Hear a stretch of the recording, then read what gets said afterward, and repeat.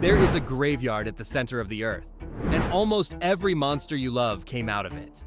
Across 5 films, the Monsterverse has shown you the bones of dead gods, a slaughtered species, a skull that started a war, and one skeleton that got back up and tried to end the world a second time. Most of these remains were never explained. Monarch made sure of that. This is every Titan skeleton in the Monsterverse. What killed it, what it became, and the one set of bones that is still missing. Here is what most people get wrong about the Titans. They think the Age of Monsters was a golden age, a world ruled by giants. It was not. It was a slaughterhouse. For millions of years, the surface belonged to Titans who fed on the radiation pouring out of the planet. Whole species rose, worshipped as gods by the first human tribes, and whole species were wiped out. When the radiation faded and the Ice Age came, the survivors retreated into the Hollow Earth, a hidden world beneath our own, powered by the core the way the sun powers the surface. Everything that died on the way down left bones. And those bones are not set dressing. Every skeleton in this universe is a record of how a god died, and most of them died screaming. 5 confirmed sets of remains, 5 extinction stories, and Monarch, the secret organization built to study Titans, has spent decades burying every single one. Because a graveyard this size asks a question no government wants spoken out loud. If this many gods are already dead, what is strong enough to kill a god? Start where Kong started, in the bones of his own family. The Skull Island Boneyard. It is the largest mass grave on the surface of the planet, and it is the skeleton of an entire species. Most people watch Kong, Skull Island, and see one giant ape, the last of his kind. They never ask where the rest of his kind went. The answer is the Boneyard, a valley of shattered rib cages and skulls the size of buildings, bleached white and half sunk into black mud. Every one of those bones belonged to a great ape, Kong's people, and every one of them was killed by the same thing, the Skullcrawlers, reptilian predators that crawl up from beneath the island and hunt the apes to extinction. Here is the detail that turns this graveyard into something far worse. This is where Kong was born. His mother and father made their last stand in this exact place. The father did not fight to survive. He fought to buy time, holding off the Skullcrawlers long enough for the mother to give birth. She sealed her newborn inside a cave for protection. And then, in the first minutes of his life, Kong watched both of his parents torn apart in front of him. That is the day he was born, and his rage was born in the same hour. The Boneyard is not just bones. It is the reason Kong is the way he is. Silent, furious, and completely alone. And it never stops killing. In 1973, the Boneyard claims Bill Randa, the last survivor of the original Monarch. He insists on crossing it, and a Skullcrawler erupts out of the ground beneath him. The same monster later spits a human skull out of its mouth, with a soldier's dog tag still attached. Like, the graveyard is showing you it takes anything that walks in. The Iwi natives have one warning about this place. If Kong ever falls, the big one returns. The Boneyard is the proof of what is waiting the day he is not there to hold the line. One graveyard above the surface. The next one is buried below it. And it started a war that reached 3 continents. The Philippine skeleton. It is the set of bones that made the entire world believe in Titans. And the world was never told the truth about what was inside it. In 1999, a mining company in the Philippines drills for uranium and the ground collapses. Radiation that sat stable for thousands of years suddenly spikes the instant fresh air reaches the cavern. Monarch sends 2 scientists down, Ishiro Serizawa and Vivian Graham. What they find at the bottom is the ancient skeleton of a creature that looks almost exactly like Godzilla. An ancestor of his species, dead for longer than the human mind can picture. But the skeleton is not what kills people, it is what is nesting in it. Wrapped against the bones are 2 parasitic spores. One is dormant, the other has already hatched. Because the thing that killed this ancestor was not a rival Titan or old age, it was a parasite. A creature that lays its young inside the bodies of Godzilla's kind and lets them feed. The hatched spore becomes the male MUTO. It burrows out, follows the radiation, and finds a nuclear plant in Japan. That is where the brutality gets a human face. The MUTO triggers the tremors that breach the Janjiro reactor. Joe Brody sends his wife Sandra in to investigate, and seconds later, he is sealing a blast door with her trapped on the other side, watching her through a tiny window, promising to be a good father while she dies. A dead reactor, a widower, a son who watches the towers fall. All of it traces back to one skeleton in a hole in the Philippines. This is what those bones actually prove. Godzilla's species has spent millions of years as a nursery for the things that eat it. The most powerful bloodline on Earth has been hunted from the inside the entire time. And Monarch locked the real version of this story in a vault. Because the parasite has a parent, and the parent is in the comics for a reason. Here is the part the films never said out loud. In the canon graphic novel Godzilla Aftershock, that ancestor has a name, Dagon. And Dagon was not killed by the two small MUTOs from San Francisco. He was killed by their mother, a colossal, ancient super parasite called MUTO Prime, the queen of the entire species, who breeds by hollowing out titans the size of Godzilla and using their corpses as incubators. That is the cover-up. The public was shown two MUTOs and told the threat was finished. Monarch's own files say otherwise. The thing that has been exterminating Godzilla's bloodline is still out there, still laying eggs, and it is larger than anything that fought in 2014. The Philippine skeleton was not a tragedy. It was a warning shot. Now watch what Kong's people did when they got their hands on one of these bodies instead of being one. Kong's axe. It is the only Titan skeleton in this universe that someone turned into a weapon, and the bone it is built from belonged to Godzilla's family. Most people see the axe as a glowing battle prop. Cool design, big blade. They have no idea what they are actually looking at.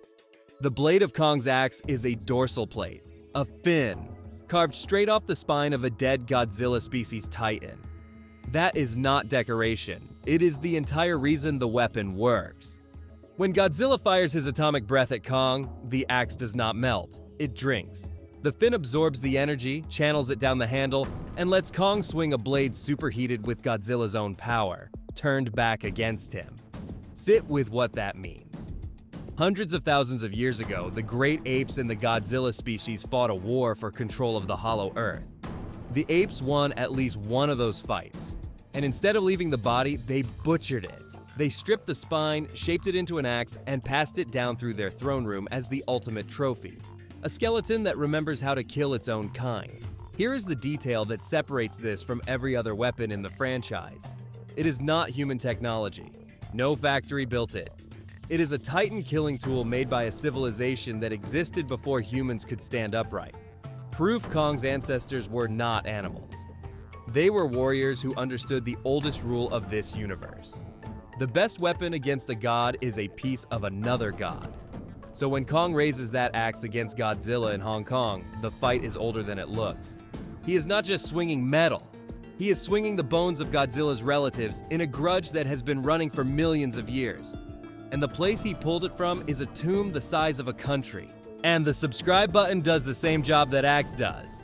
It keeps the power on tap for the next breakdown. Hit it, stay locked, because the final two graves are the ones Monarch buried the deepest. The Hollow Earth Throne Room. It is not a single skeleton. It is the largest graveyard in the entire Monsterverse. A whole dead civilization, buried at the center of the planet. Most people think the Hollow Earth is just where Kong went to find a new home. A glowing underground jungle. What it actually is the place all Titans came from. An ecosystem sealed off for more than 250 million years, powered by the radiation of the core.